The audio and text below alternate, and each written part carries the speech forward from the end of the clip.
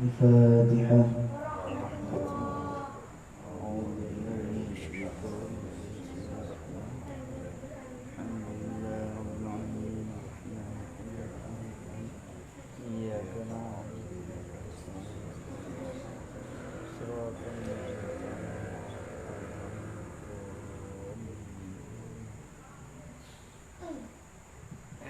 بسم الله الرحمن الرحيم. فصل في صلاة الجماعة وشرعت بالمدينة وأقلها إمام ومأموم، وهي في الجمعة ثم في صباحها ثم الصبح ثم العشاء ثم العصر ثم الظهر ثم المغرب أفضل. صلاة الجماعة في أداء مكتوبة لا جمعة سنة مؤكدة بالخبر المتفق عليه.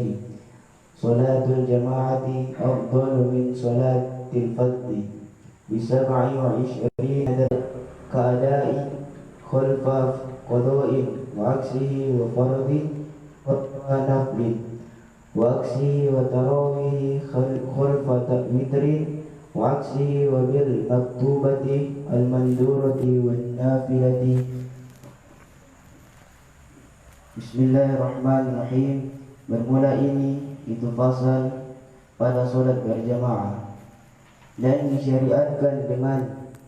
disyariatkan akan dia solat berjamaah di Madinah, dan bermula sekurang-kurangnya solat berjamaah itu imam dan makmum, dan bermula dia solat berjamaah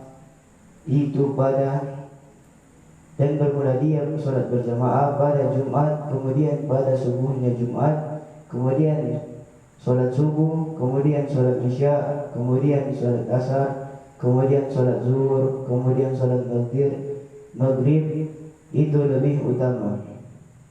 Dan bermula solat berjamaah pada menunaikan solat yang wajib selain solat Jumat itu sunnah muakkad atau sunnah yang dikuatkan, karena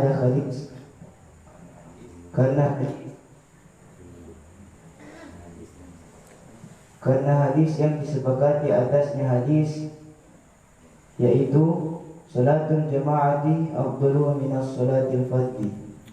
Bermula salat berjamaah itu lebih utama dari salat sendiri dengan 27 derajat, dan bermula perkataan afdal atau lebih banyak, lebih utama itu menghendaki oleh dia perkataan afdal atau lebih utama akan kesunahan saja. Dan bermula hikmah 27 itu sesungguhnya ada padanya bermula faedah-faedah yang lebih oleh dia faedah-faedah atas solat sendiri. Dengan seumpama demikian dan keluar dengan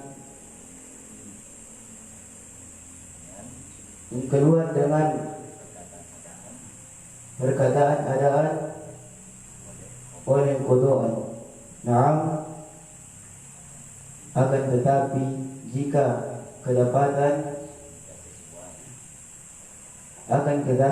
jika sesuai maqdiyati solat yang diqadha oleh imam dan makmum, maka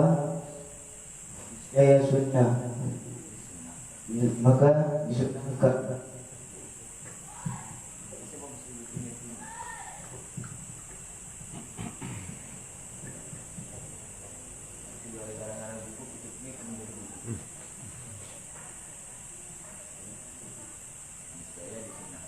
niscaya disunahkan akan berjamaah, dan terkecuali dan jika tidak maka menyalahi yang utama, seperti solat adaan khulfa di belakang qudoi, solat qudoan wa aksihi dan sebabnya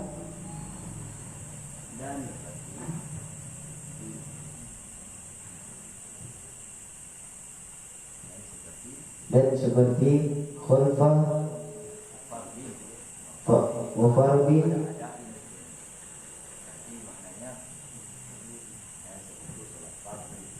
dan fardu yang menyalahi di belakang, dan seperti salat fardu di belakang salat sunnah, dan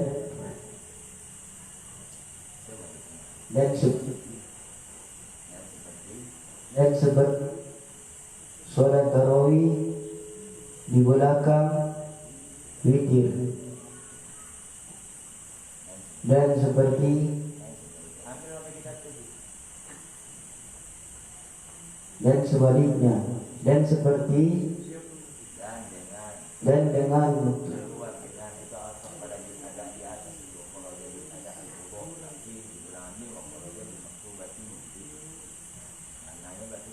dan keluar dengan perkataan maktubati yang diwajibkan, al-manduratu oleh yang dinazarkan, wan nafilatu dan sholat sunnah, fala maka tidak tusannu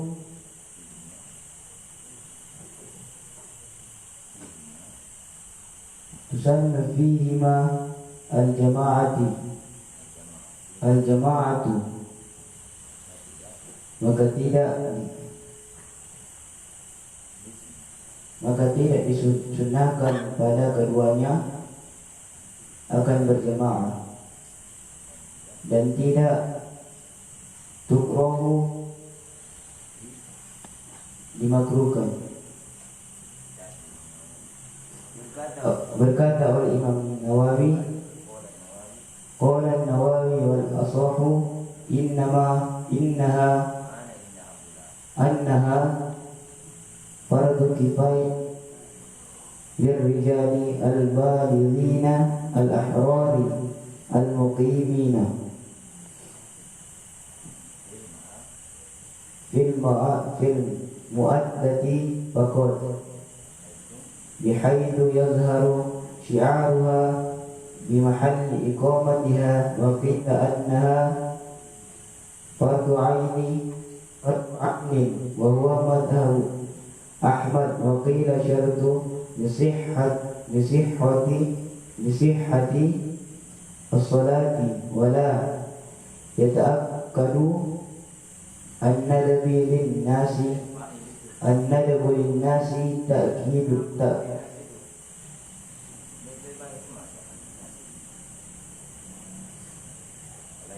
wala yata'akkadu an-nadbu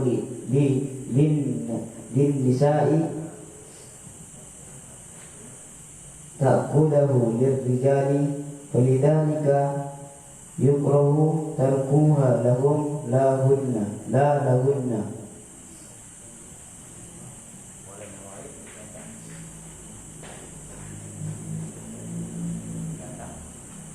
Berkata Imam Nawawi,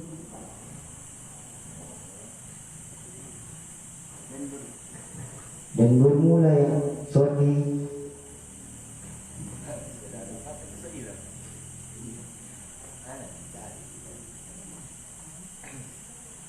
berkata oleh Imam Nawawi, dan bermula yang paling sahih itu sesungguhnya Mula dia sholat berjamaah itu fardu kifayah untuk laki-laki yang dewasa, yang merdeka, yang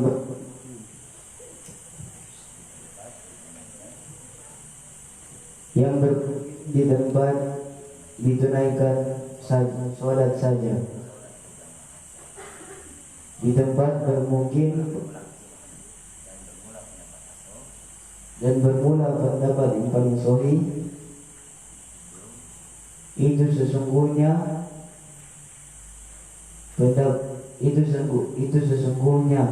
sholat berjamaah itu fardu kifayah untuk laki-laki yang dewasa, yang merdeka, yang bermukim pada tempat sholat berjamaah saja. Dengan sekira-kira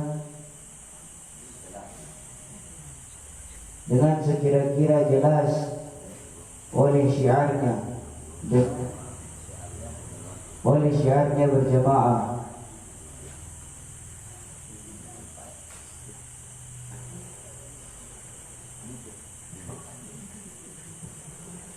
Mahalli di tempat melaksanakannya sholat berjamaah, dan dikatakan sesungguhnya bermula sholat berjamaah itu fardu ain, dan bermula dia pendapat itu madhab Ahmad, dan bermula pendapat itu madhab Imam Ahmad bin Hanbal. Waqila, dan dikatakan bermula dia itu syarat untuk sahnya sholat,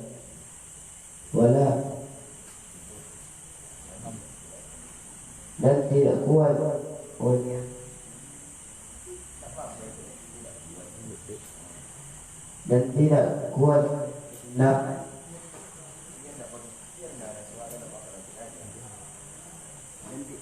tidak kuat oleh kesunahan bagi perempuan, akan sebagai kuatnya kesunahan itu untuk laki-laki, bagi laki-laki. Maka karena demikian yukruh, dimakruhkan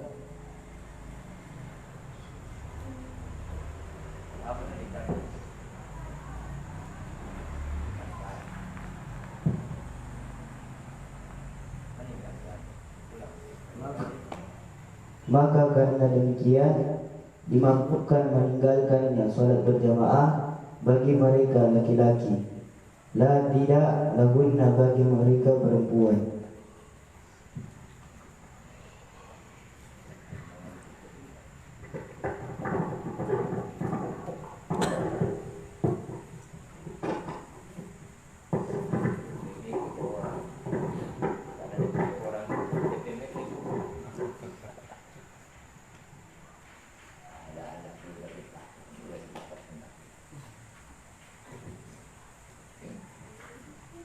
Salah itu karena orang masih belum pintar.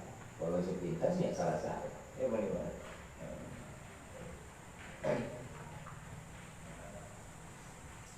Bismillahirrahmanirrahim. Alhamdulillahirabbil alamin. Wassalatu wassalamu ala sayyidina Muhammad wa ala alihi washabbihi ajmain.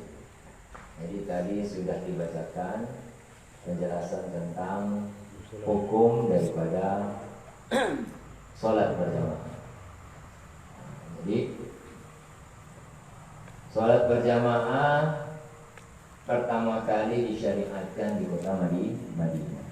Jadi pertama kali disyariatkan sholat berjamaah itu di mana? Di kota Madinah. Artinya disyariatkan di kota Madinah dengan makna diperintahkan untuk mengerjakan sholat berjamaah secara terang-terangan. Bukan berarti di Mekah bahwa sholat berjamaah itu tidak diperintahkan juga. Cuma ketika Rasulullah berada di Mekah, sholat berjamaah itu diperintahkan, tapi tidak diperintahkan secara terang-terangan. Sehingga Rasulullah dengan keluarganya mengerjakan di rumah, sahabat-sahabat dengan keluarganya juga mengerjakan di rumah. Tidak dikerjakan secara terang-terangan. Kenapa?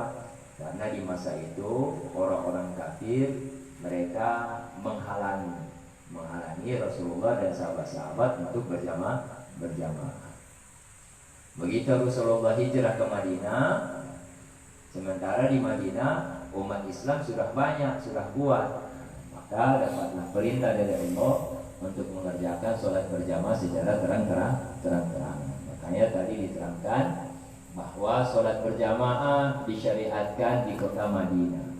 Bukan berarti di Mekah tidak diperintahkan berjamaah. Yang namun diperintahkan, disyariatkan di kota Madinah itu adalah berjamaah secara terang-terangan. Karena umat Islam sudah banyak di Madinah. Kalau di Mekah masih sedikit pada waktu itu. Jadi di Mekah itu jadi banyak setelah terjadi perang. Akhirnya Mekah dikuasai oleh Rasulullah dan para sahabat. Pada waktu itulah mulai didirikan sholat berjamaah di kota Mekah. Kemudian sekurang-kurangnya sholat berjamaah itu 2 orang, ada imam, ada makmum. Jangan dua-dua imam, jangan dua-dua makmum. Berjamaah bagaimana nih? Bukan dua-dua jadi imam, atau dua-dua jadi makmum. Cuma 2 orang pun dua-dua jadi imam, atau cuma 2 orang pun dua-dua jadi makmum. Ini bukan sholat berjamaah, ini sholat sendiri-sendiri dibilang. Jadi paling kurang berjamaah itu ada 2 orang, yang satu jadi imam, yang satu jadi makmum. Kemudian sholat berjamaah itu paling utama pada sholat Jumat. Jadi sholat berjamaah itu yang paling utama, artinya yang paling banyak pahalanya itu sholat berjamaah saat kita mengerjakan sholat Jumat. Sementara berjamaah di sholat Jumat itu adalah syarat untuk sahnya sholat Jumat. Jadi kalau sholat Jumat berjamaah itu syarat, berjamaahnya syarat. Sehingga kalau ada orang kerjakan sholat Jumat sendirian, ya tidak sah. Bagaimana ini sholat Jumat sendirian? Anak sholat Jumat sendiri di rumah, itu tidak boleh. Jadi sholat Jumat itu syaratnya harus berjamaah. Melihat dari sisi pahala, maka berjamaah pada sholat Jumat itu yang paling utama. Kemudian setelah sholat Jumat, sholat subuh di hari Jumat itu paling banyak pahala, paling banyak. Kemudian setelah sholat subuh di hari Jumat, sholat subuh secara umum, terserah mau di hari Jumat atau selain hari Jumat. Maka itu pahalanya paling banyak. Kemudian sholat isya, jadi habis subuh sholat isya. Kenapa? Karena sholat subuh dan isya ini adalah sholat yang paling berat. Jadi sholat subuh itu sholat paling berat. Yang kedua sholat paling berat itu sholat isya. Kenapa? Karena sholat isya itu berani orangnya kerjakan di awal waktu, tak tunda sampai tak tidur. Bikin. Makanya paling berat. Kalau sholat subuh karena memang tak tidur, makanya paling berat.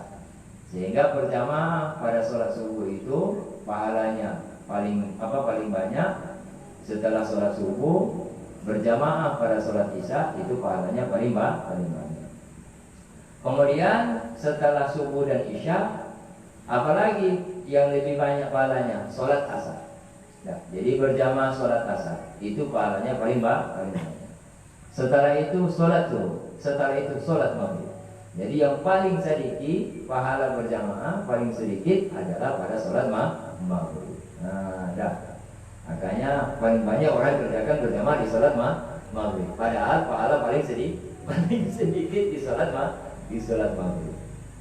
Sebenarnya paling banyak pahala berjamaah itu di sholat subuh. Tapi paling banyak orang bikin berjamaah di sholat maghrib. Kenapa paling banyak? Karena paling ringan. Paling ringan mengerjakan sholat berjamaah itu di sholat maghrib. Itu paling ringan. Makanya pahalanya dibandingkan sholat-sholat berjamaah pada sholat-sholat yang lain, pahalanya lebih banyak pada sholat berjamaah yang lain dibandingkan sholat Kemudian sholat berjamaah, apa hukumnya sholat berjamaah? Tadi diterangkan tentang disyariatkan kapan, ya, di mana disyariatkan, paling kurangnya berapa orang. Kemudian yang paling utama itu pada sholat-sholat apa tadi sudah diterangkan, tetapi hukumnya belum diterangkan. Hukumnya belum diterangkan. Nah, bagaimana hukum sholat berjamaah?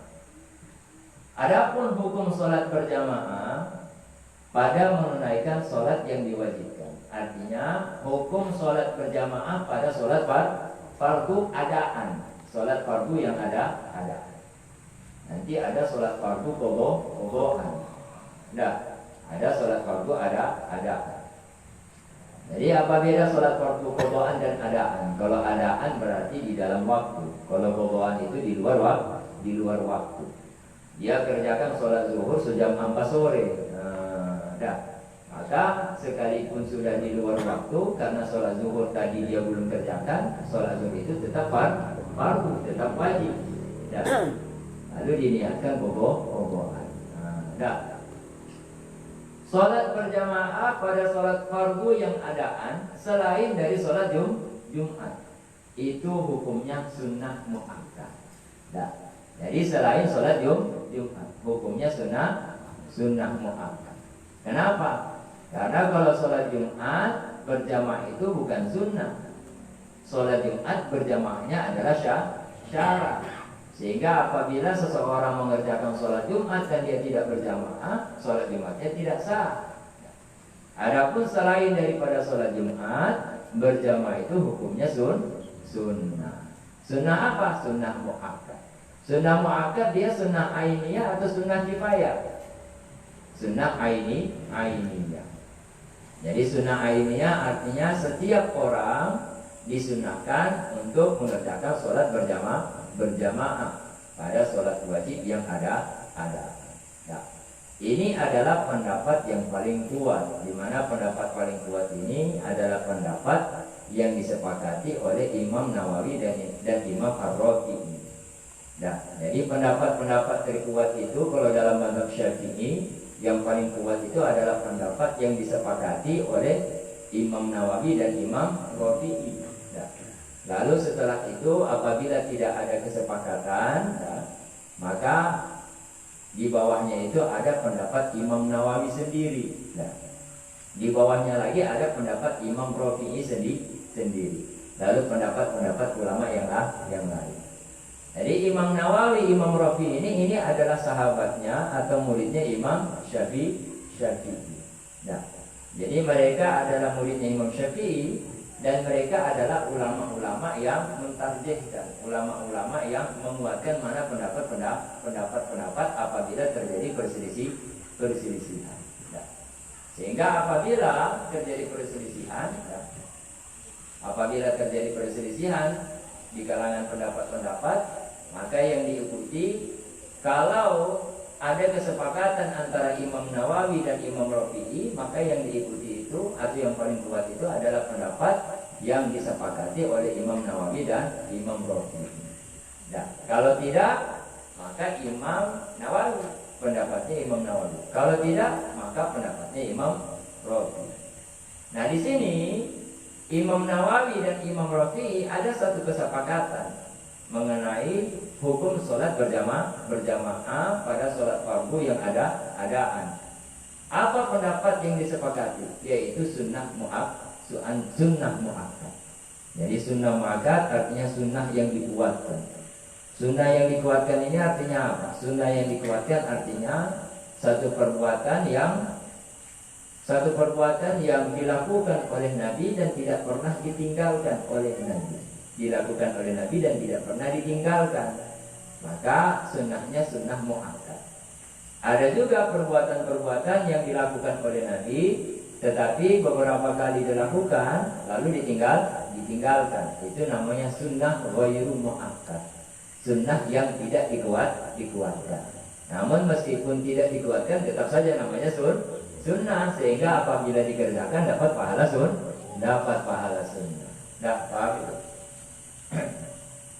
Kenapa menurut Imam Nawawi dan Ar-Rafi'i berjamaah itu hukumnya sunnah muakkadah? Karena ada hadis di mana hadisnya itu disepakati, dan hadis ini masyhur, umumnya orang tahu.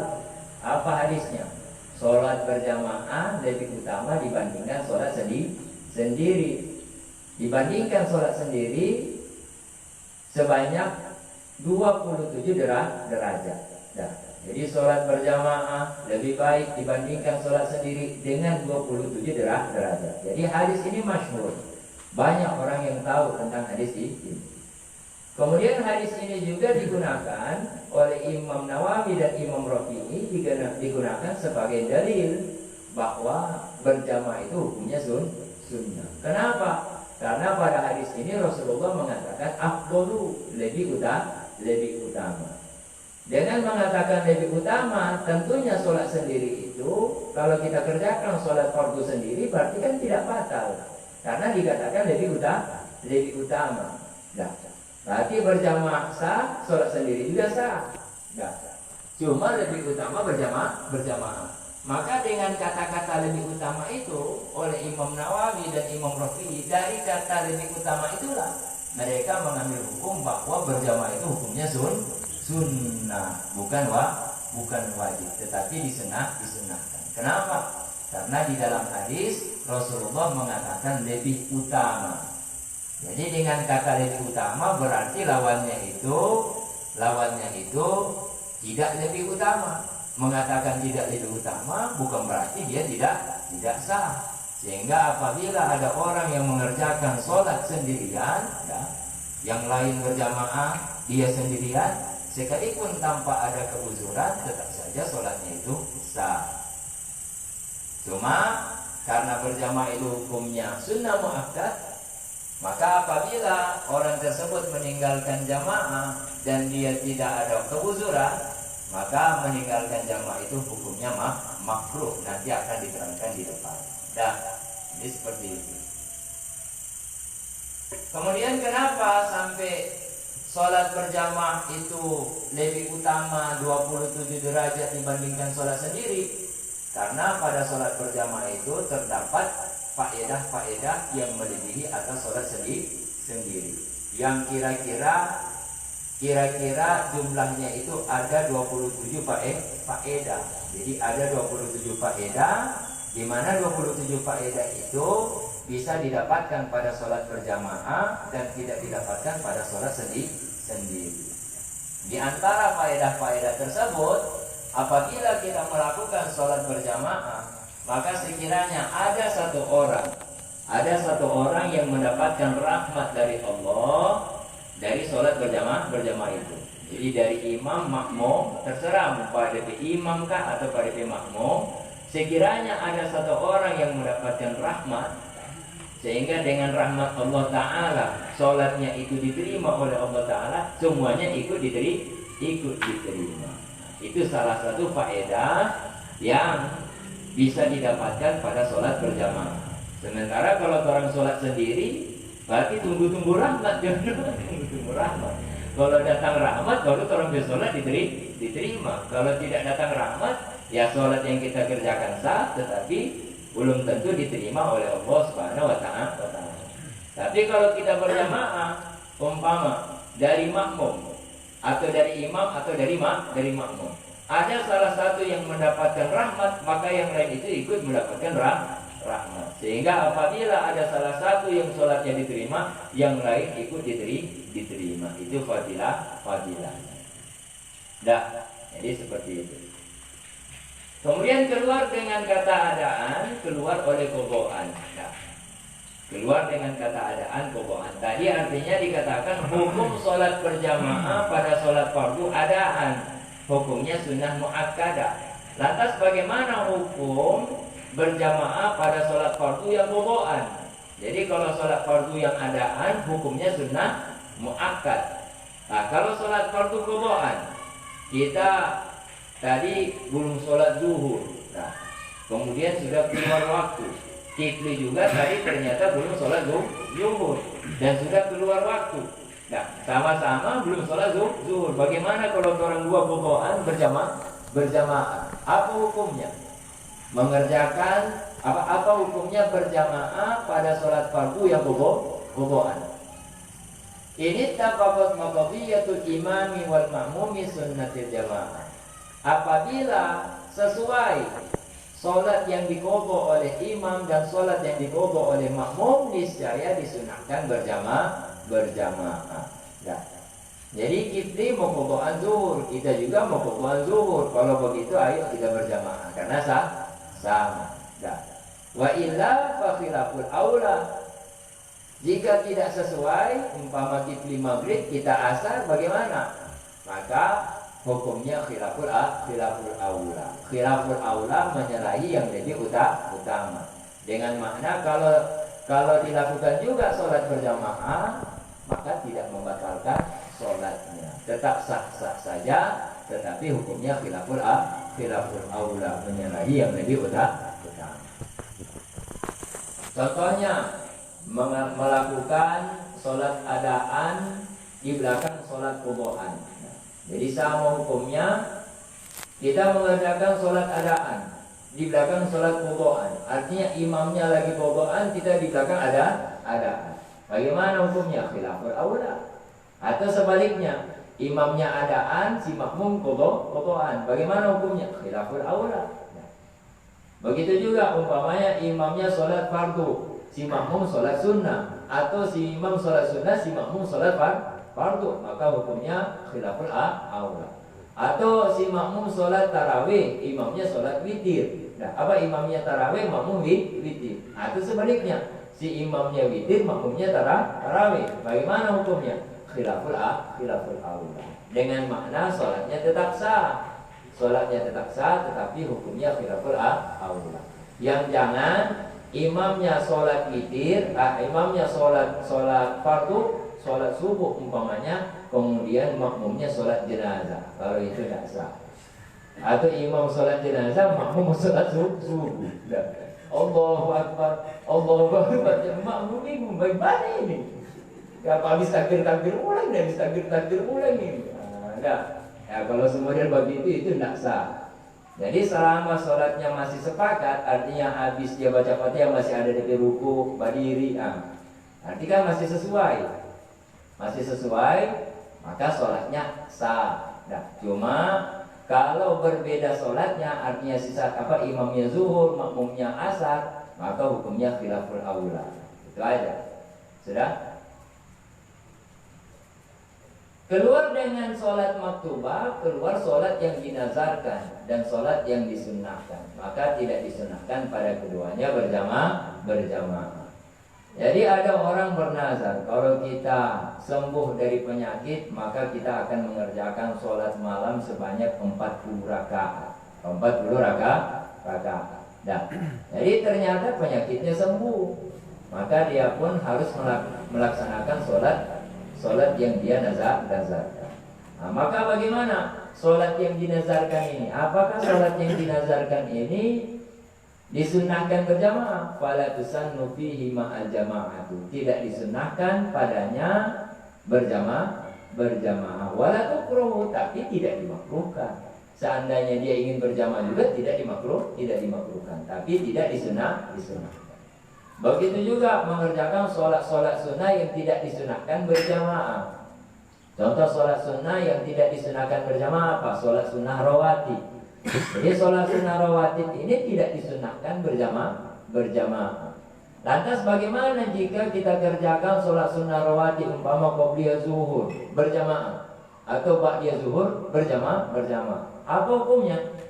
Memang tidak disunahkan, tapi kalau dikerjakan juga la tukruh, tidak dimakruhkan. Dengan makna sah-sah saja.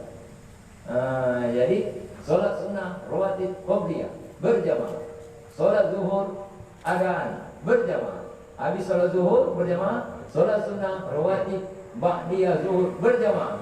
Maka tak bingung orang sholat apa ini bisa mulai berjamaah? Memang tidak disunahkan, tapi tidak dimakruhkan. Artinya kalau dikerjakan sah-sah saja. Dan Jadi seperti itu. Apa hukumnya sholat berjamaah pada sholat adaan, pada sholat fardu adaan selain sholat Jumat? Maka terjadi perbedaan pendapat. Pendapat pertama, pendapat yang paling kuat adalah hukumnya sunnah muakkad. Sunnah muakkad, sunnah ainiyah. Jadi sunnah ainiyah muakkadah. Jadi setiap orang itu disunnahkan untuk melakukan sholat berjamaah. Qala Nawawi, berkata Imam Nawawi. Jadi Imam Nawawi punya pendapat sendiri. Ternyata Imam Nawawi ini ada dua pendapat berarti. Satu pendapat sesuai dengan pendapatnya Imam Rafi'i, satu pendapat lagi tidak sesuai dengan pendapatnya Imam Rafi'i. Dan maka pendapat yang sesuai dengan pendapatnya Imam Rafi'i itulah pendapat yang paling kuat. Apa pendapatnya? Hukumnya sunnah muakkadah. Adapun pendapat Imam Nawawi sendiri bagaimana? Kata Imam Nawawi, al-ashahu annaha fardu kifayah. Yang paling sahih adalah berjamaah pada sholat fardu adaan itu hukumnya fardu kifayah.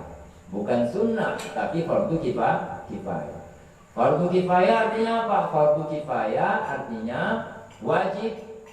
Berjamaah itu wajib, tetapi apabila sudah ada yang melakukan, yang lain terlepas dari hukum wajib. Itu makna fardu kifayah. Ya, berbeda dengan fardu ain. Jadi fardu atau wajib itu ada dua. Ada wajib kifayah namanya, ada wajib ainiyah namanya. Jadi kalau wajib kifayah artinya sesuatu yang wajib dilakukan, tapi apabila sudah ada yang melakukan, yang lain terlepas. Contohnya apa?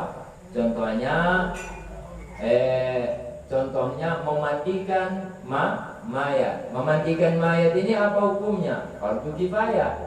Artinya di satu kampung itu kan nyanak semua, nyanak mesti semua orang dikasih mandi itu mayat. Nanti itu mayat bangun pun dia bape itu yang dikiranya dingin pun dia kasih mandi terus.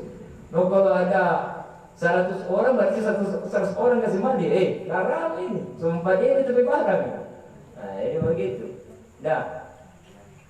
Maka bagaimana menurut Imam Nawawi? Menurut Imam Nawawi, pendapat Imam Nawawi yang artinya tidak sama dengan pendapat Imam Rafi'i. Ya, jadi ini pendapat yang kedua dari Imam Nawawi. Menurut Imam Nawawi berjamaah itu fardu kifayah. Fardu kifayah artinya apa? Artinya apabila sudah ada yang mengerjakan, yang lain terlepas. Fardu kifayah ini bagi siapa? Lirijali, bagi banyak laki-laki. Banyak laki-laki, di mana laki-laki, para lelaki itu mereka adalah orang-orang yang dewasa, merdeka, dan mereka bermukim di tempat dilaksanakan sholat berjamaah. Pokok saja.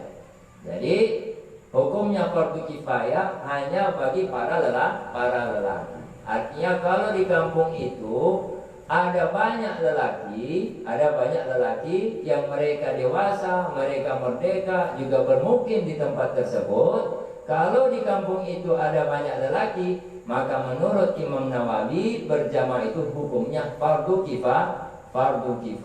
Fardu kifayah artinya apa? Ya, anak mesti semua bikin sholat berjamaah. Nah, so ada 2 orang, atau so ada 3 orang, atau so ada 5 orang yang mengerjakan sholat berjamaah, maka yang lain yang tidak berjamaah mereka terlepas dari kewajiban berjamaah. Bisa dipahami itu Kibli? Nah, kemudian ukuran untuk melepaskan fardu kifayah berjamaah menurut Imam Nawawi ukurannya bagaimana? Yaitu dengan sekira-kira jelas oleh syiarnya berjamaah di tempat melaksanakan sholat berjamaah. Dengan makna tadi kan hukumnya fardu kifayah, berarti kalau sudah ada 2 orang yang mengerjakan berjamaah di kampung itu, dan yang lain terlepas. Tetapi ada syaratnya. Syaratnya apa? Syaratnya mereka berjamaah itu harus diketahui oleh orang-orang yang ada di kampung itu. Jangan dia berjamaah sudah dalam rumah, kumbang kunci dalam kamar lagi.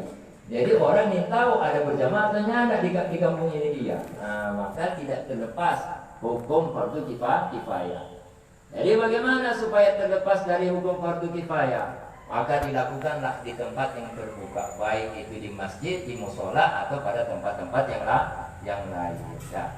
Sehingga apabila umpama di masjid tidak dikerjakan, di musola juga tidak dikerjakan, di lapangan juga tidak dikerjakan, tapi ada dikerjakan. Di mana dikerjakan? Di rumah. Sehingga orang-orang tidak tahu kalau di kampung itu ada dikerjakan sholat berjamaah. Maka satu kampung itu berdosa. Satu kampung berdosa. Jadi seperti itu. Bisa dipahami? Itu pendapat Imam Nawawi, dan itu adalah pendapat kedua yang paling kuat, sunnah muakkad, hukum berjamaah pada sholat fardu yang adaan. Lalu pendapat kedua menurut Imam Nawawi, pendapat kedua hukumnya fardu kifayah. Nah, apa hukumnya gitu? Fardu kifayah. Nah. Kenapa? Karena ada hadis. Ya. Imam Nawawi berdasarkan kepada hadis, tidak daripada 3 orang yang berada di satu kampung atau satu wilayah, ya, yang tidak dilaksanakan padanya kampung atau wilayah itu, tidak dilaksanakan sholat berjamaah, terkecuali mereka dikuasai oleh syaitan. Nah, jadi mereka dikuasai oleh syaitan. Maka 3 orang dalam satu kampung tidak dikerjakan berjamaah, tidak dikerjakan pada mereka, tidak dikerjakan pada mereka sholat berjamaah, tidak dikerjakan pada mereka. Jadi tidak dikatakan tidak mengerjakan oleh mereka, tapi tidak dikerjakan pada mereka. Mengatakan tidak dikerjakan pada mereka berarti ini menunjukkan bahwa kewajiban itu bukan kewajiban ainiyah. Karena kalau kewajiban ainiyah, fardu ainiyah, seharusnya dalam hadis Rasulullah mengatakan tidak mengerjakan oleh mereka, bukan tidak dikerjakan pada mereka. Maka dengan mengatakan la tuqumu fihim, tidak dikerjakan di tengah mereka akan sholat berjamaah, menunjukkan bahwa sholat berjamaah itu adalah fardu kifayah. Tapi pendapat Imam Nawawi ini dibantah oleh Imam Rafi'i dan ulama-ulama lain. Kata mereka, setan menguasai orang itu bukan cuma pada sholat wajib, bukan cuma pada sesuatu yang wajib, yang sunnah-sunnah juga setan karena menguasai kita. Maka dalil ini mengatakan bahwa di satu kampung apabila ada 3 orang dan 3 orang ini tidak menegakkan 3 orang ini tidak dikerjakan di tengah-tengah mereka sholat berjamaah, maka mereka dikuasai oleh setan. Mengatakan dikuasai oleh setan ini bukan berarti hukumnya jadi wajib menurut ulama yang mengatakan sunnah muakkad berjamaah.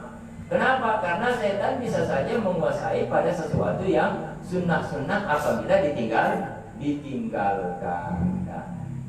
Jadi umpama apa? Umpama puasa Senin Kamis. Puasa Senin Kamis, ini orang biasa puasa Senin Kamis. Tiba-tiba di hari itu entah kenapa dia nyadar puasa Senin Kamis. Nah, berarti orang ini dikuasai setan atau tidak? Dikuasai oleh setan. Karena sudah terbiasa puasa Senin Kamis, tiba-tiba tidak puasa, padahal tidak ada keuzuran, berarti dia dikuasai setan. Menunjukkan apa? Menunjukkan bahwa setan akan menguasai seseorang itu bukan cuma pada perbuatan-perbuatan yang wajib, perbuatan-perbuatan yang sunnah kadang juga setan menguasai. Maka Imam Nawawi mengatakan berjamaah itu hukumnya wajib dengan dasar hadis yang telah disebutkan tadi, itu tidak kuat. Nah, tidak kuat menurut ulama yang mengatakan sholat berjamaah itu hukumnya sunnah muakkad. Nah, jadi begitu. Kemudian ada pendapat ketiga. Pendapat ketiga mengatakan apa? Berjamaah itu fardu ain. Berjamaah itu fardu ain. Fardu ain artinya setiap orang wajib berjamaah. Setiap orang wajib berjamaah. Dengan makna kalau dia tidak berjamaah bagaimana? Kalau dia tidak berjamaah berarti dia berdosa. Namun bukan berarti sholatnya tidak sah. Sholatnya tetap sah. Nah, dia sholat sendiri. sah atau tidak sholatnya? Sah. Nah, tapi berdosa karena tidak berjamaah. Itu pendapat siapa? Itu mazhab daripada Imam Ahmad. Jadi Imam Ahmad bin Hambal dalam mazhab beliau sholat berjamaah itu fardu ain, sehingga apabila ada satu orang yang tidak berjamaah, ya, sholat sendirian, dia akan berdosa, namun sholatnya tetap sah. Itu mazhab Imam Ahmad bin Hambal. Lalu kita ini mazhab apa? Mazhab Syafi'i. Kalau kita ikut mazhab Syafi'i, dalam mazhab Syafi'i bagaimana hukum sholat berjamaah? Ada dua pendapat, paling kuat sunnah muakkad. Nah, yang kedua fardu kifayah. Nah, jadi kalau ente mau ambil pendapat Imam Ahmad, berarti ikut juga Imam Ahmad bin Hambal, bermazhab bertaklid kepada beliau, begitu maksudnya. Nah, jadi yang keempat, ada juga pendapat lain mengatakan bahwa berjamaah itu syartun li sihhatis sholati. Berjamaah itu adalah syarat untuk sah sholat. Nah, ini pendapat yang paling terakhir. Tetapi pendapat ini adalah pendapat yang khilaful ashah, pendapat yang menyalahi pendapat yang paling sahih. Nah, maka oleh karena pendapat ini adalah pendapat yang menyalahi pendapat yang paling sahih, pendapat ini tidak boleh difatwakan. Tapi kalau mau amalkan sendiri boleh. Difatwakan tidak boleh. Artinya kalau ada orang bertanya, apa hukumnya sholat berjamaah? Nah, maka dijawab, oh, berjamaah itu hukumnya sunnah menurut Imam Nawawi dan Imam Rafi'i. Tapi kalau menurut Imam Nawawi sendiri, berjamaah itu hukumnya fardu kifayah. Adapun pendapat mengatakan syarat bagi sah sholat itu tidak perlu disampaikan. Nah, kenapa? Karena itu pendapat yang menyalahi pendapat yang paling asal. Jadi tidak boleh difatwakan. Tidak boleh difatwakan. Nah, jadi kenapa? Karena yang masyhur dalam mazhabnya Imam Syafi'i, berjamaah itu adalah syarat untuk sah sholat, itu hanya pada sholat Jumat. Adapun selain sholat Jumat, dia bukan syarat, tetapi dia adalah sunnah atau fardu kifayah. Namun yang paling kuat adalah sunnah. Jadi seperti itu. Dan kalaupun kita mengikuti pendapat yang mengatakan, oh, harus ikut pendapat yang terakhir bahwa sholat berjamaah itu syarat untuk sah sholat. Oke, dan kalau begitu, awas dengan mencret. Jadi biar dengan mencret tetap wajib sholat berjamaah. Mampu, begitu. Ya Mas Ade, mampu. Jadi, aduh, mencret, tetap berjamaah syarat. Nah, kalau sebuah cerita syarat berarti apa? Kalau sebuah cerita syarat berarti kalau tidak ada masyhurnya. Syarat sah berarti kalau dia tidak ada, sholat yang sah juga tidak ada. Makanya karena juga pendapat ini agak berat, kata ulama, oh pendapat ini lemah, sedang pendapat ini berat. Siapa yang lebih backing lagi itu dia? Jadi begitu. Nah, kembali kepada hukum sunnah muakkad, pendapat yang paling kuat. Bagaimana sunnah muakkad? Tadi sunnah muakkad itu dikatakan sunnah muakkad, tetapi tidak diterangkan sunnah muakkad ini bagi laki-laki dan perempuan atau cuma bagi laki-laki. Maka dikatakan sunnah muakkadnya itu hanya berlaku pada sunnah muakkad itu berlaku pada laki-laki dan perempuan. Yang namun sunnah muakkad bagi perempuan itu tidak lebih kuat dibandingkan sunnah muakkad mengerjakan sholat berjamaah bagi laki-laki. Ya. Jadi kalau perempuan sunnah muakkad juga, laki-laki sunnah muakkad juga, cuma lebih muakkad, lebih dikuatkan kesunahannya itu pada laki-laki, tidak pada perempuan.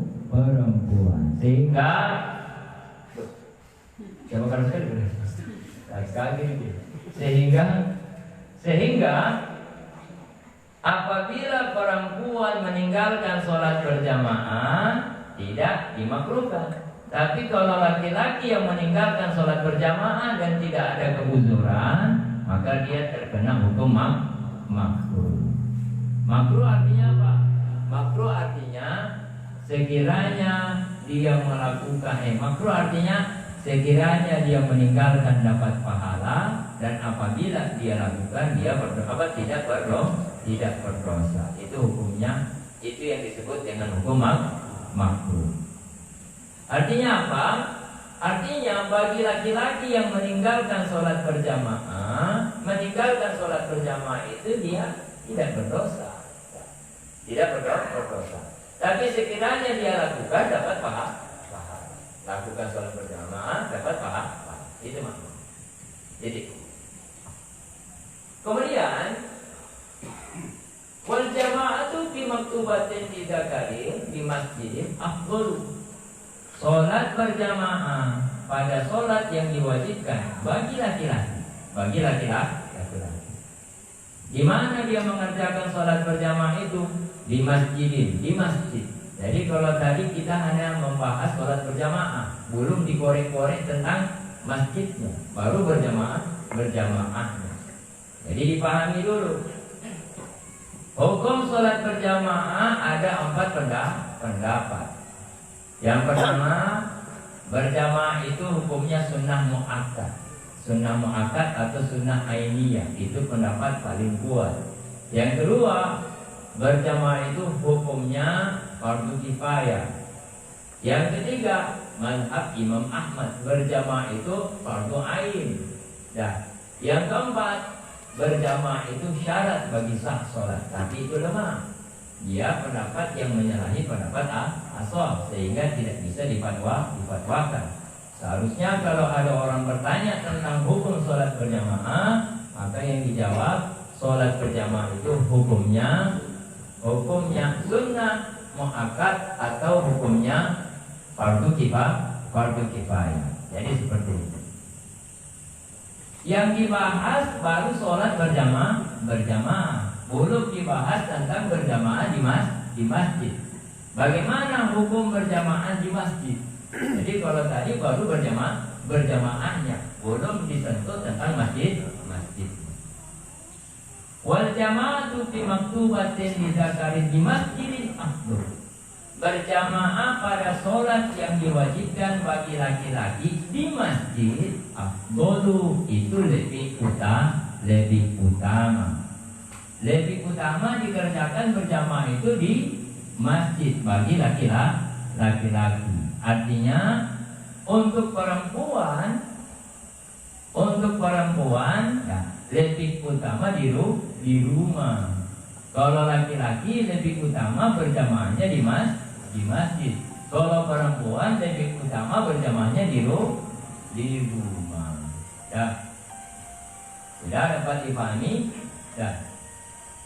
Berjamaah pada sholat yang diwajibkan bagi laki-laki di masjid itu lebih utama. Memahami dari kata lebih utama ini artinya apa? Sekiranya dia berjamaah di luar masjid, ya sah-sah saja.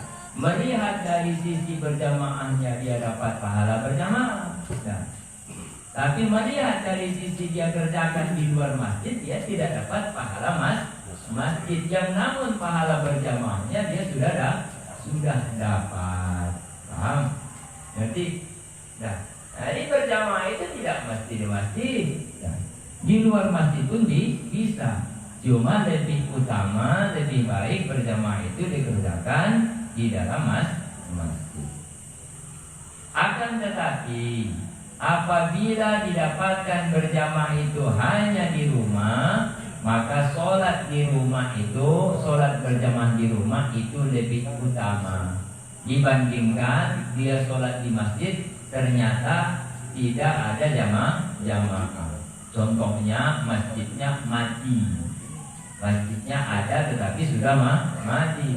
Sehingga kalaupun dia pergi ke masjidnya tidak ada orang di situ. Nanti kalau dia di rumah, dia bisa kerjakan berjamaah dengan istrinya atau dengan anak-anaknya. Mana lebih utama, berjamaah pergi ke masjid sholat sendirian atau berjamaah di rumah? Masih lebih utama sholat berjamaah di rumah. Nah, begitu juga apabila berjamaah di rumah itu lebih banyak jumlah orangnya dibandingkan berjamaah di masjid. Ya. Di masjid ada sholat berjamaah, ternyata di luar juga ada dilakukan sholat berjamaah. Dan berjamaah di luar itu lebih banyak dibandingkan berjamaah di masjid. Contoh kasusnya sholat Idul Fitri, ya kan? Ya. Nah, ini sholat Idul Fitri di Banjar umpama, di masjid dikerjakan sholat Idul Fitri, di luar juga di Tikala dikerjakan sholat Idul Fitri. Nah, nanti kalau dia kerjakan di masjid cuma sedikit ada orang ini. Nah, kalau ke Tikala, tidak lah. Bayangkan kalau Tikala berarti seberapa banyak lebih orang itu. Nah, jangan dulu ambil di patung-patung ya. Jangan dulu kita patung ini dia. Nah, kita sedang berbicara tentang jumlahnya lebih banyak berjamaah di luar daripada di masjid. Lantas apakah kita katakan, oh yang kerjakan di Tikala tidak sah? Kenapa? Karena dekat dengan masjid. Tidak boleh begitu. Ya. Jadi kalau di luar lebih banyak jamaahnya, maka lebih utama dia berjamaah di luar masjid dibandingkan berjamaah di masjid. Sekiranya di masjid itu jumlah jamaahnya sedikit, tidak lebih banyak. Ini menurut pendapat Imam Az-Zura'i, pendapat yang dipegang oleh Imam Az-Zura'i dan selain Imam Az-Zura'i. Tetapi Syekhuna berkata oleh Syekhuna Ahmad bin Hajar, pendapat yang lebih utama adalah lawannya. Apa gitu? Lawannya. Bagaimana maksud lawannya? Sekalipun sholat berjamaah di luar masjid itu lebih banyak jumlah orangnya dibandingkan yang di masjid, tetap lebih utama kita kerjakan berjamaah di masjid daripada di luar. Ya. Karena nanti akan disebutkan alasannya di depan. Dan apabila terjadi pertentangan fadilah sholat di masjid dan menghadiri jamaah di luar masjid, qudima fi ma yala, maka didahulukan menghadiri berjamaah di luar masjid pada pendapat yang zahir. Berjamaah di luar, di masjid dia cuma dapat pahala masjid tapi tidak dapat berjamaah. Mana itu utama? Mana yang didahulukan ini? Nanti mau dahulukan yang mana? Yang mana? Berjamaah di luar masjid atau di masjid tapi tidak berjamaah? Mana yang mau didahulukan? Nah, pendapat yang zahir mendahulukan berjamaah sekalipun itu di luar masjid. Kenapa seperti itu? Karena keutamaan yang berhubungan dengan zat ibadah lebih utama dibandingkan keutamaan yang berhubungan dengan tempatnya ibadah atau waktunya ibadah. Nah, jadi kalau di luar masjid dia berjamaah, berarti dia dapat keutamaan berjamaah. Di masjid dia tidak bisa berjamaah. Cuma kalau di masjid dia dapat keutamaan tempat, yaitu masjid. Mana yang didahulukan? Berjamaahnya atau tempat? Berjamaah. Nah, karena keutamaan yang berhubungan dengan zat ibadah itu didahulukan, itu lebih utama dibandingkan keutamaan yang berhubungan dengan tempat atau keutamaan yang berhubungan dengan waktu. Sholat subuh dia tunggu-tunggu di masjid. Memang akan ada orang datang, tapi nanti jam 2:30 atau jam 2. Jadi akan ada jamaah di masjid itu nanti jam 2. Ini kalau kita tunggu kita tidak dapat pahala awal waktu. Jadi seperti itu. Maka diutamakan dia berjamaah sekalipun dengan jumlah yang kecil di awal waktu daripada dia berjamaah dengan jumlah yang besar tetapi di akhir waktu. Jadi seperti itu. Kemudian lanjut di dalam kurung wahia bijamin katsirin afdal. Salat berjamaah itu dengan jamaah yang banyak itu lebih utama. Kenapa? Karena ada hadis ya. Lil khabari sahih dapat diklik dalam kurung. Wa ma kana aktsaru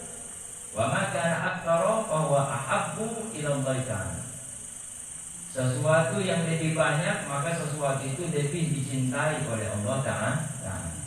Jadi berjamaah dengan jamaah yang lebih banyak itu lebih utama berarti dibandingkan berjamaah dengan jamaah yang sedikit. Illa terkecuali inahwi bid'ati imami, terkecuali dikarenakan umpama bid'ah yang dilakukan oleh imam daripada jamaah yang banyak. Nah, seperti apa contohnya? Imamnya adalah Syiah Rafidhi. Imamnya Syiah Rafidhi. Jadi yang jadi imam orang Syiah. Nah, jamaahnya memang banyak, tapi yang jadi imam orang Syiah. Sementara di tempat lain ada jamaah yang sedikit, tapi imamnya ahli sunnah wal jamaah. Ini mau pilih mana? Jamaah banyak imamnya Syiah atau jamaah sedikit imamnya ahli sunnah? Maka lebih utama berjamaah dengan jamaah yang sedikit karena imamnya ahli sunnah. Atau seperti orang yang fasik, fasik. Imamnya waktu sholat, jadi waktu masuk sholat dia jadi imam. Habis sholat celana pendek. Nah, ini orang fasik. Nah, jadi di masjid imam, di luar masjid celana pendek. Nah, atau di masjid jadi imam, di luar masjid mencaci maki orang umpama. Di luar dalam masjid imam, di luar masjid bermaksiat, macam-macam umpama. Nah, maka imamnya orang fasik. Nah, sekalipun jamaah yang dipimpin itu banyak, mungkin dikarenakan masjidnya megah atau dikarenakan suaranya indah sehingga jamaahnya banyak. Lalu di masjid lain jamaahnya sedikit. Yang namun karena imam di masjid yang jamaahnya banyak itu, imamnya itu orang fasik. Ya, orang fasik artinya dia suka menggunakan celana pendek, atau dia sering buka baju di tempat umum, atau dia sering bermaksiat kecil atau bermaksiat besar. Maka melakukan berjamaah dengan imam yang adil, yang tidak fasik sekalipun jamaahnya sedikit itu lebih utama. Dan ada isyarat dari kata Rafidhi, isyarat daripada contoh Rafidhi, ya, imamnya Syiah. Di situ menunjukkan bahwa kita patut berhati-hati dalam urusan apa? Dalam urusan akidah. Ketika kita berjamaah, maka imamnya itu harus berhati-hati kita dengan imamnya. Bisa saja nanti amalannya sama, tetapi kalau akidahnya itu bertentangan dengan akidah Ahlussunnah wal Jamaah, ya, maka apabila pertentangan itu tidak berakibat kekafiran, sah, tapi lebih utama sholat berjamaah di tempat lain, bahkan lebih utama sholat sendiri. Kalau imamnya itu akidahnya bid'ah, akidahnya tidak benar, akidahnya tidak benar. Apabila akidahnya tidak benar, sekiranya tidak membawa kepada kekafiran, maka sholat berjamaah di tempat lain itu lebih bagus. Bahkan sholat sendiri lebih bagus, umpama tidak ada jamaah di tempat lain. Jadi bagaimana? Sholat sendiri lebih bagus dibandingkan kita berjamaah dengan seorang imam yang akidahnya tidak benar, sekalipun tidak membawa kepada kekafiran.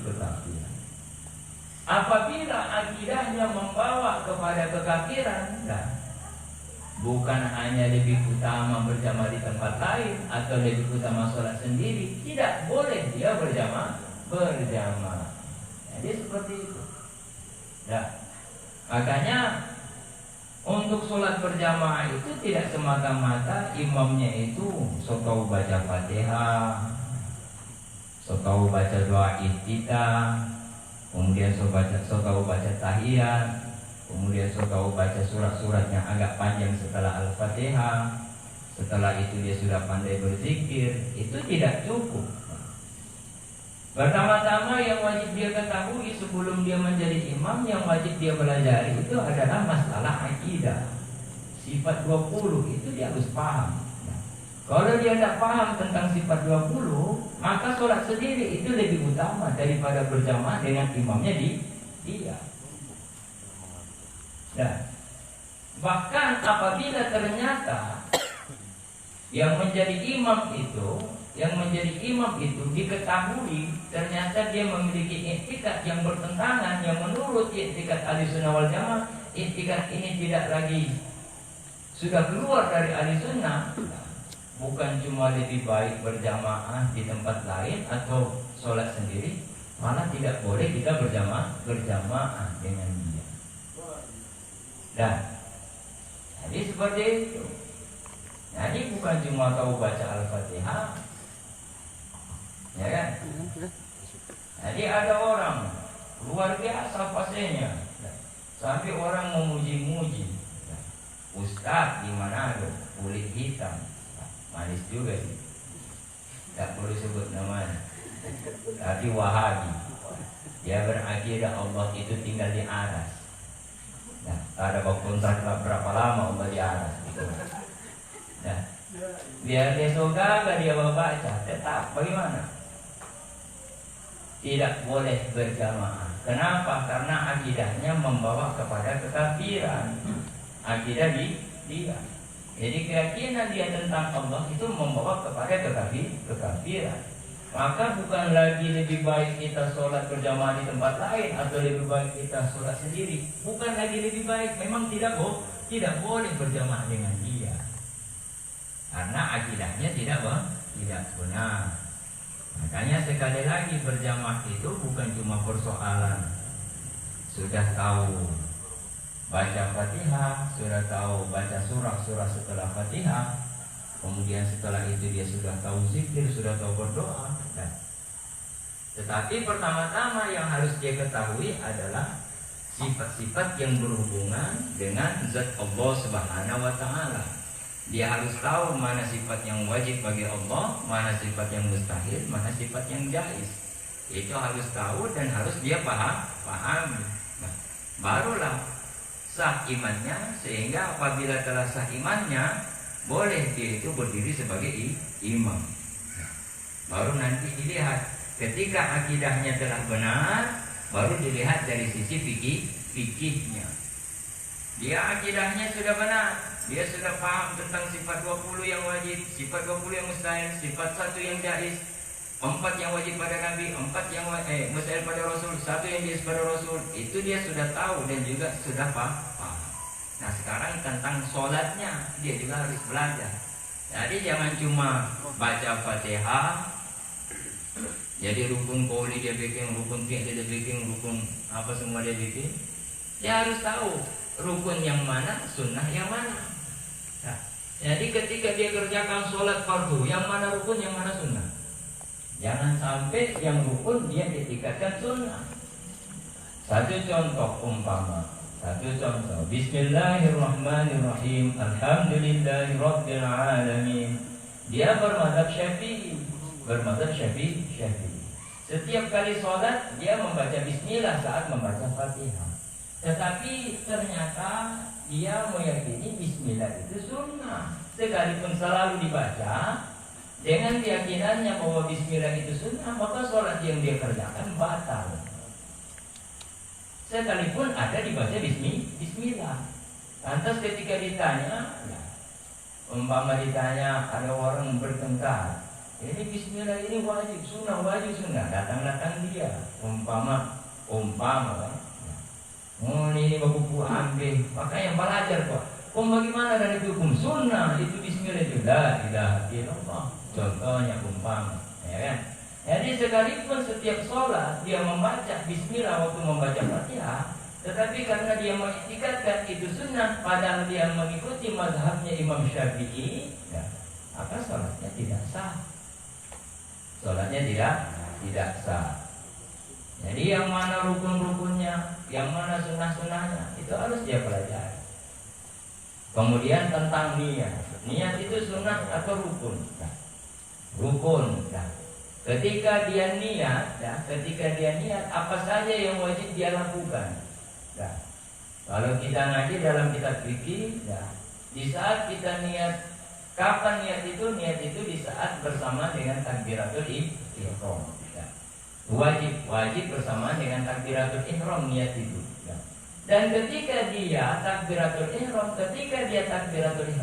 bersamaan dengan takbiratul ihram itu, ya, harus dapat menghadirkan sholat yang ingin dia kerjakan. Jadi kalau dia ingin kerjakan maghrib itu harus terbayang. Harus terbayang sekalipun tidak secara garis besar. Nah.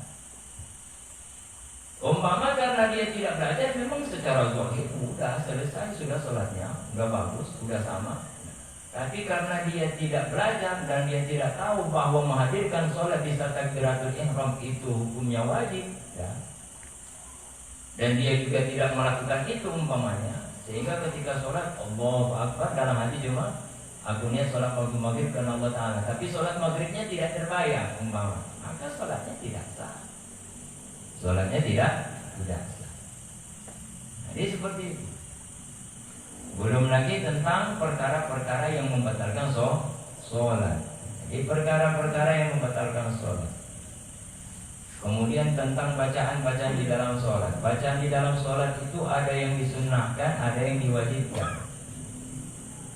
Yang disunnahkan kalau ditinggalkan tidak batal sholatnya, kalau dikerjakan sekiranya salah batal sholatnya. Umpama kita takbir dari sujud, berdiri.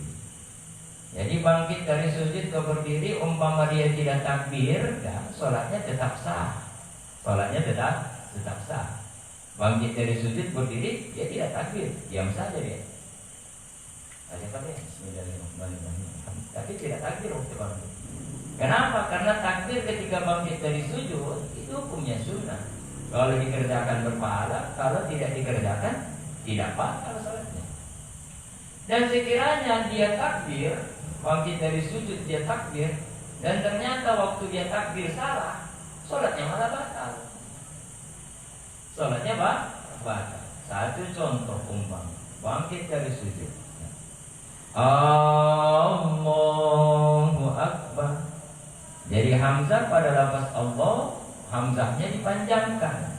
Sementara hamzah itu harokatnya satu harokat pendek dia, tidak dipanjangkan. Nah, kalau dia tidak baca Allahu Akbar, sholatnya tidak batal. Tapi karena dia baca dan salah, sholatnya jadi batal. Jadi contohnya lagi, Sami'allahu liman hamidah, itu sunnah. Sekiranya tidak dibaca, tidak batal sholatnya. Tapi kalau dibaca dan salah, sholatnya batal. Sami'allahu liman hamidah. Nah, itu pendek, bukan panjang. Pendek. Nah. Jadi kalau dipanjangkan, maka bukan tidak dapat pahala, batal sholatnya. Sholatnya batal. Wa may ya'mal mithqala dzarratin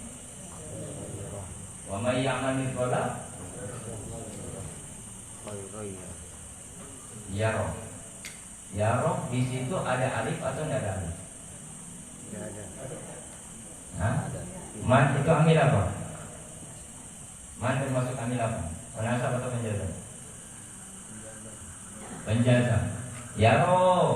Yaro itu fi'il mudhari, tetapi huruf akhirnya ada huruf ilat. Huruf fi'il mudhari ketika berhuruf ilat pada akhir, kemudian majzum tanda jazamnya, berarti ada alif atau tidak pada yaro itu? Tidak ada alif. Nah, ketika dia baca yaro, batal tidak sholat? Kan? Sunnah. Kalau ditinggalkan tidak apa-apa. Tapi kalau dikerjakan dan salah, sholatnya batal. Nah, gitu Pak Ustaz. Jadi yang pertama, imamnya itu harus paham akidah. Yang kedua, imamnya harus paham betul tentang sholat. Ya. Baru disunnahkan berjamaah. Kalau dia tidak paham akidah, dia tidak paham tentang sholatnya, nah, maka sholat sendiri itu lebih utama. Itu maksudnya. Paham tidak? Jadi sholat sendiri lebih utama.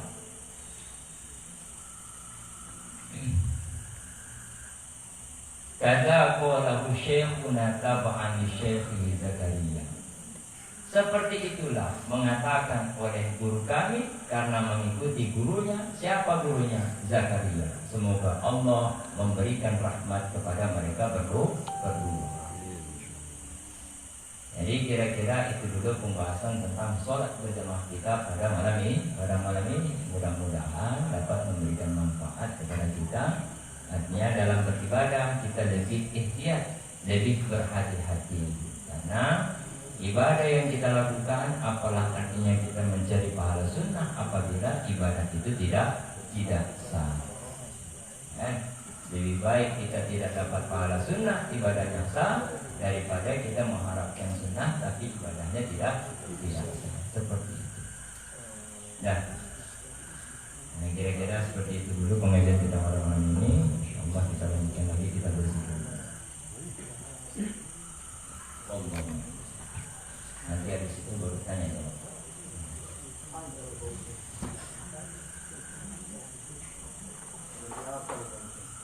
Ya Allah.